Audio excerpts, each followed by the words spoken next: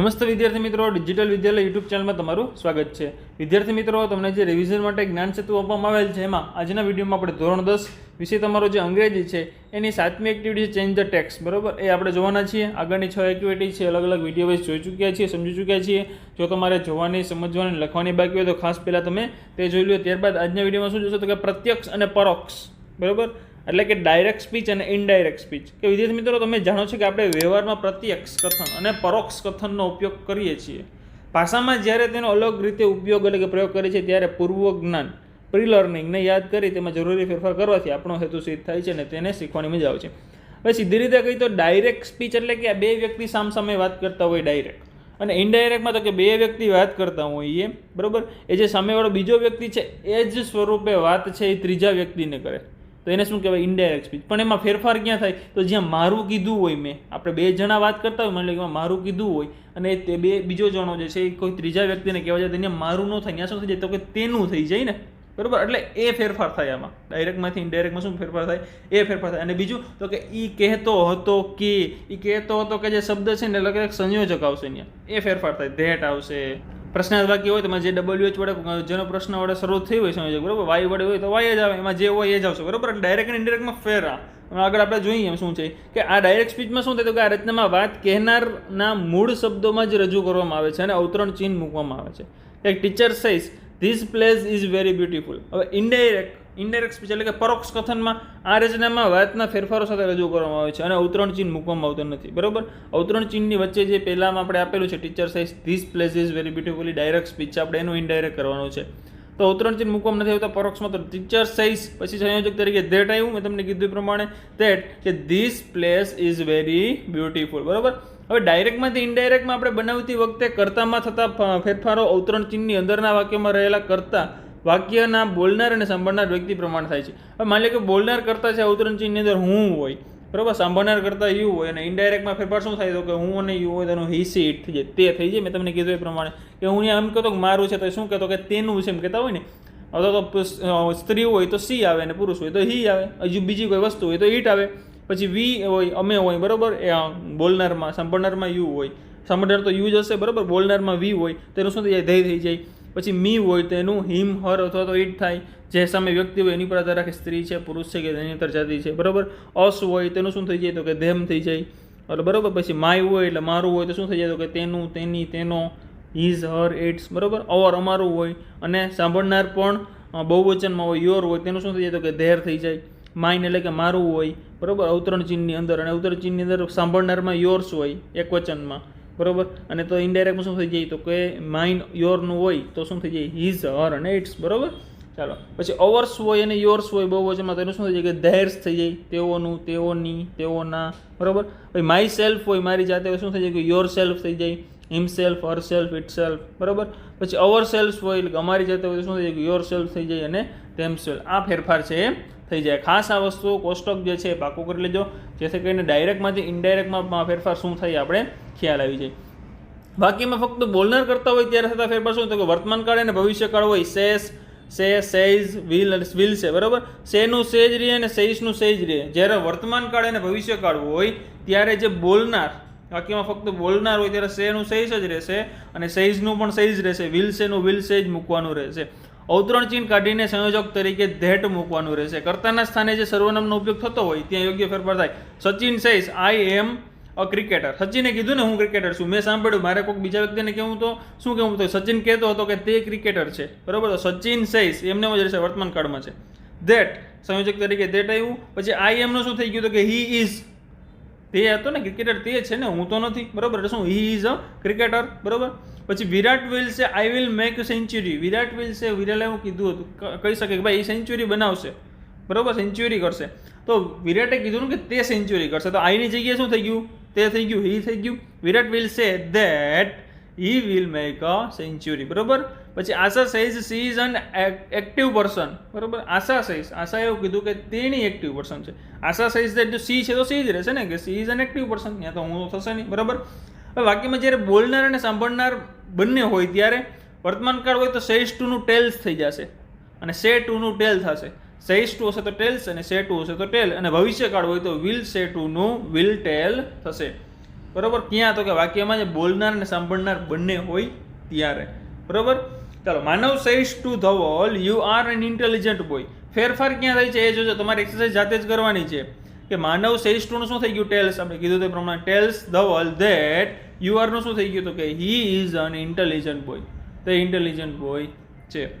My teacher says to me you will get good result in the SSC exam.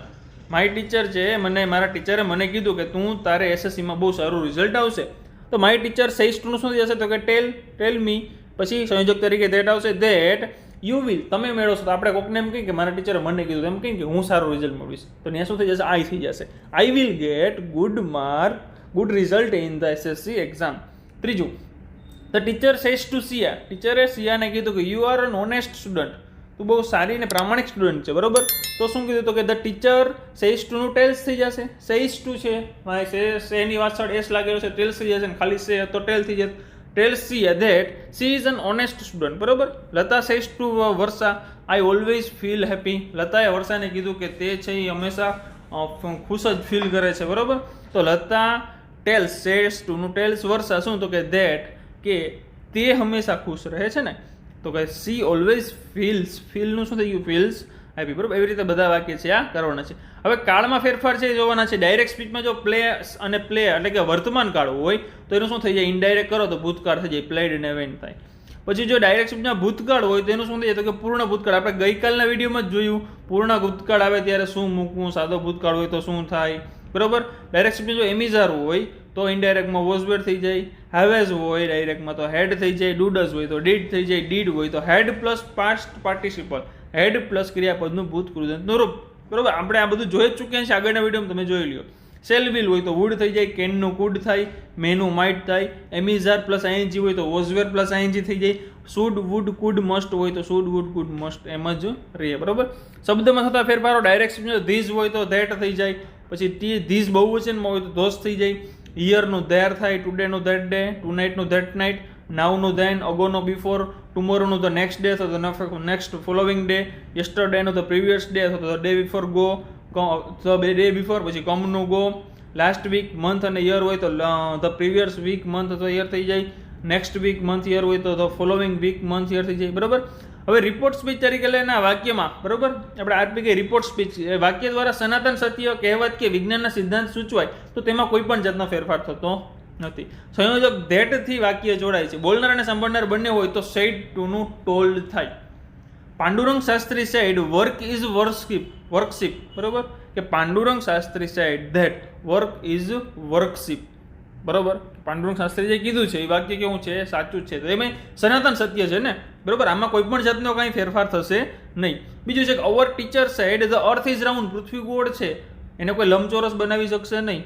બરોબર, એ વાક્ય સનાતન છે, એમાં કોઈ પણ જાતનો કાંઈ ફેરફાર થશે નહીં. તો ટીચર સેડ ધેટ, બરોબર, સેડ છે તેમ જ રહેશે કે ધ અર્થ ઇઝ રાઉન્ડ, એમાં કોઈ પણ જાતનો કાળ પરિવર્તન પણ થશે નહીં. પૃથ્વી ગોળ હતી એવું નથી, ગોળ છે, હશે અને રહેવાની જ છે. બરોબર, આમને આમ. ત્યારબાદ છે, બરોબર, એ રીતે બધા વાક્ય છે કે our science teacher said the earth move round the sun, કે પૃથ્વી છે એ સૂર્યની ફરતે ગોળ ફળે છે. તો our science teacher said that the earth move round the sun. બરોબર, એમાં કોઈ પણ જાતનો ફેરફાર પડવાનો નથી. My father said to me water boils at 100 અંશ સેન્ટ્રીગ્રેડ, કે પાણી છે ક્યારે? તો કે 100 અંશ સેલ્સિયસ હોય ત્યારે ગરમ થઈ જાય. બરોબર, તો my father told me, said to નું શું થઈ ગયું? એને ટોલ્ડ થઈ ગયું. Told me that water boils at 100 અંશ સેન્ટ્રીગ્રેડ. બરોબર, એમાં કોઈ પણ જાતનો ફેરફાર થશે નહીં.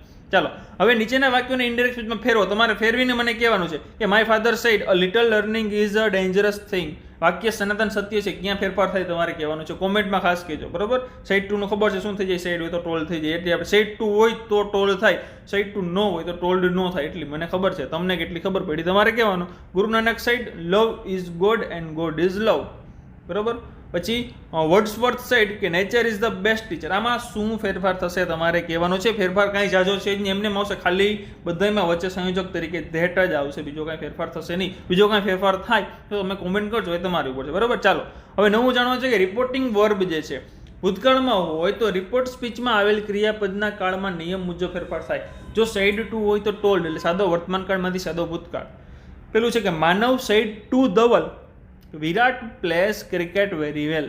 વિરાટ પ્લે ક્રિકેટ છે એ રિપોર્ટેડ સ્પીચ છે. બરાબર, ડાયરેક્ટ સ્પીચ છે આપણી. માનવ છે એ બોલનાર છે.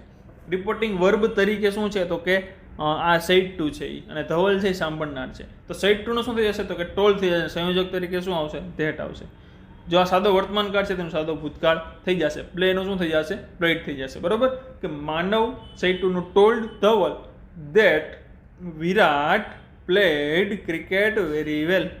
ક્યાં ક્યાં ફેરફાર થયો તો કે સેડ ટુનું ટોલ્ડ થયું, સંયોજક તરીકે ધેટ આવ્યું, પ્લેનું પ્લેડ થયું, સાદા વર્તમાનકાળમાંથી સાદા ભૂતકાળમાં. Manav said to Dhaval Virat does not play hockey very well. તો માનવ સેડ ટુનું ટોલ્ડ થઈ જશે Manav told Dhaval that Virat does નું ડીડ. બરોબર, આપણે ખબર જ છે સાદા વર્તમાનકાળમાં ક્રિયાપદો છે અને ભૂતકાળમાં જાઓ તો ડીડ થઈ જાય, ડુ નો ડીડ થઈ જાય. તો વિરાટ ડીડ નોટ પ્લે, કારણ કે ભૂતકાળ શું કામ ન આવ્યો તો કે એક વખત ડીડ આવી ગયો છે.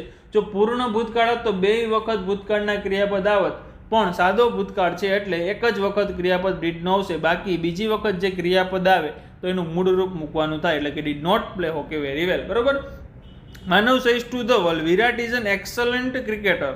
તો Manav told Dhaval that Virat is, તો વોઝ થઈ ગયું, ભૂતકાળમાં પરિવર્તન કરવાનું છે, વોઝ એન એક્સલન્ટ. બરોબર, પછી Manav said to Dhaval Virat has great style in batting. હવે હેઝ શું? હેવેઝ છે, પૂર્ણ વર્તમાનકાળ અને પૂર્ણ ભૂતકાળમાં શું થઈ જાય તો કે હેડ થઈ જાય. બરોબર, તો Manav told Dhaval that Virat had great style in batting. ચાલો, ચાલુ વર્તમાનકાળમાંથી ચાલુ ભૂતકાળ. બરોબર, આપણે આગળ જે જોયો. બરોબર, હવે ચાલુ વર્તમાનકાળમાંથી ચાલુ ભૂતકાળમાં તો સેડ ટુનું રોલ થઈ જાય, સાદા વર્તમાનકાળમાં સાદો ભૂતકાળ. બરોબર, Manav said to Dhaval Virat is playing cricket now. બરોબર, ચાલુ વર્તમાનકાળ થયો. તો માનવ સેડ ટુનું told Dhaval that Virat is નું વોઝ પ્લેઇંગ ક્રિકેટ. ધેન નાવનું શું થઈ ગયું? ધેન થઈ ગયું. ઇઝ પ્લેઇંગનું શું થઈ ગયું? વોઝ પ્લેઇંગ થઈ ગયું. બરોબર, Manav said to Dhaval Virat is not playing hockey this time. તો શું થઈ જશે? ઇઝનું વોઝ થઈ જશે, અને એટ ધીસ ટાઈમ હતું એનું ધેટ ટાઈમ થઈ જશે. પૂર્ણ વર્તમાનકાળમાંથી પૂર્ણ ભૂતકાળમાં જઈએ તો Manav said to Dhaval Virat has played cricket nicely. હેઝનું શું થઈ જશે? આપણે ખબર છે એક જ વસ્તુ છે, હેડ થઈ જશે. બરોબર, તો Manav told Dhaval that Virat had played cricket nicely. બરોબર, એવી રીતે હેડ પ્લેડનું હેઝ પ્લેડનું હેડ થઈ જશે. હેવ હોય તો એનું પણ હેઝ થઈ જશે. બીજું છે કે Manav said to Dhaval we have played cricket. Said ટુનું ટોલ્ડ થાય, પછી સંયોજક તરીકે ધેટ આવે.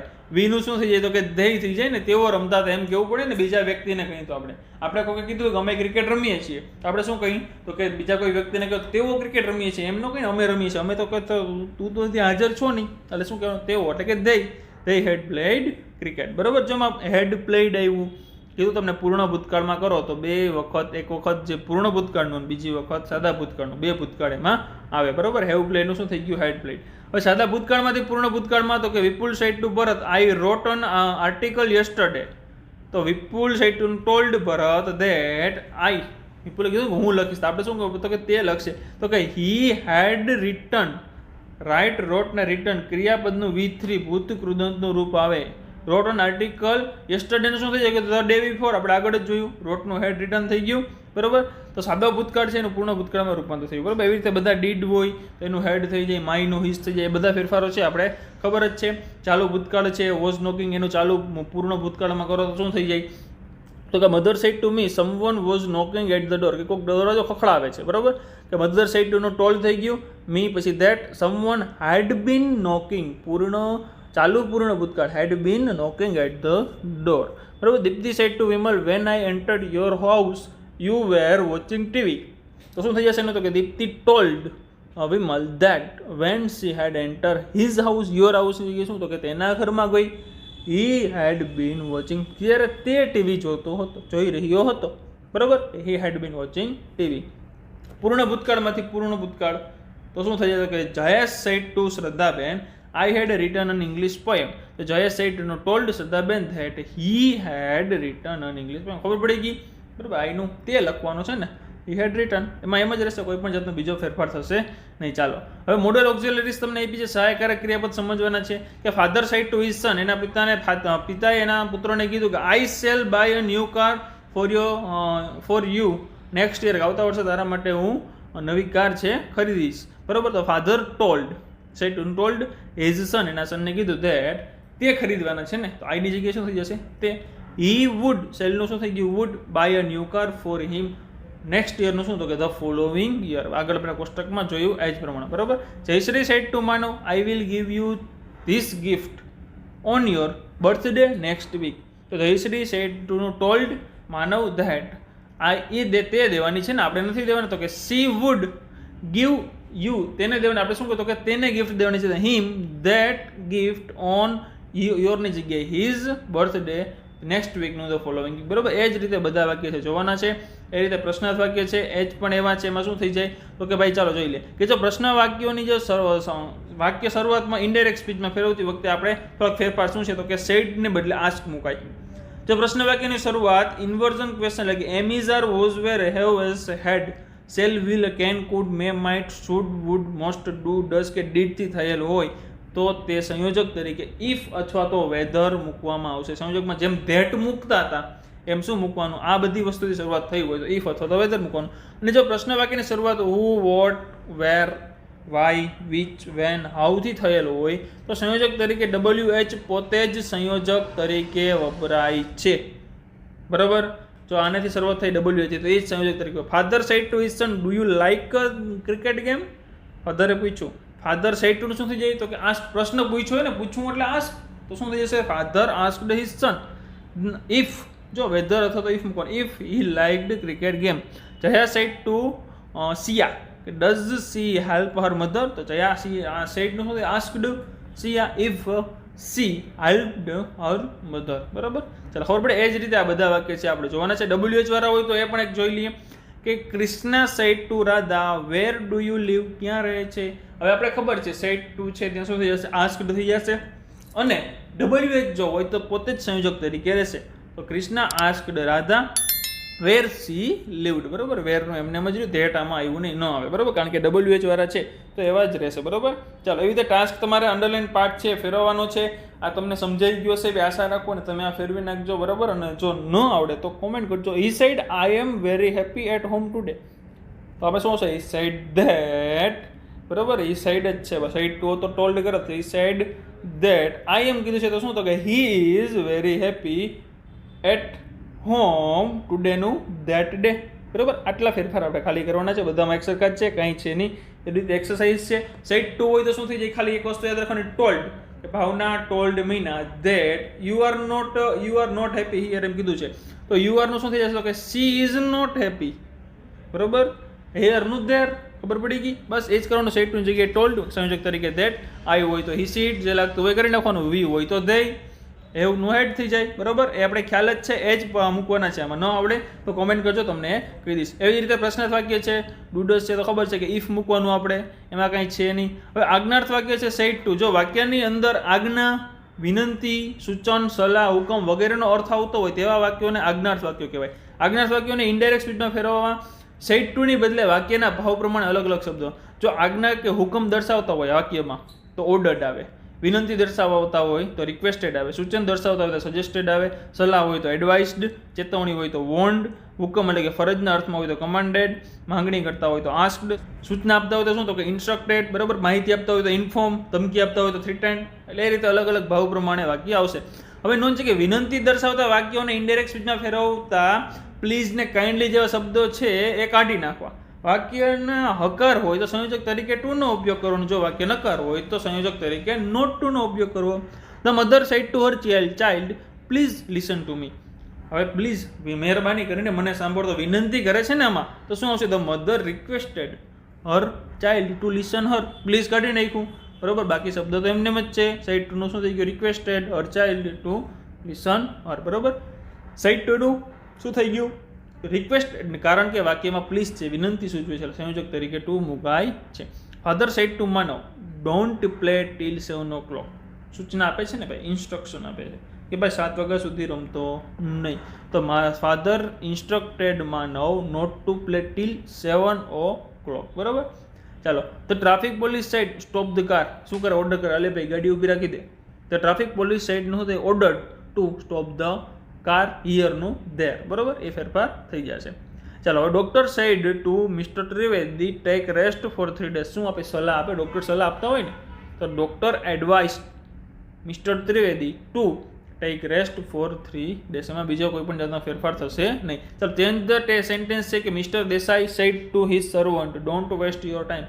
તારો સમય બગાડને શું કરે, ઓર્ડર કરે ને ઓલાને, સર્વન્ટને, નોકરને. તો mister Desai ordered to his servant not to waste યોરની જગ્યાએ હિઝ થઈ જશે. પછી Anuradha said to Asha please sing a song for me, request વિનંતી કરે છે તો શું થઈ જશે, રિક્વેસ્ટેડ થઈ જશે. પછી વચ્ચે ટુ આવશે અને મીનું શું થઈ જશે, હર થઈ જશે. બરોબર, પ્લીઝ ને શબ્દ છે એ કાઢી નાખવાના. એટલે શું થઈ જશે તો કે Anuradha requested Asha to sing a song for her.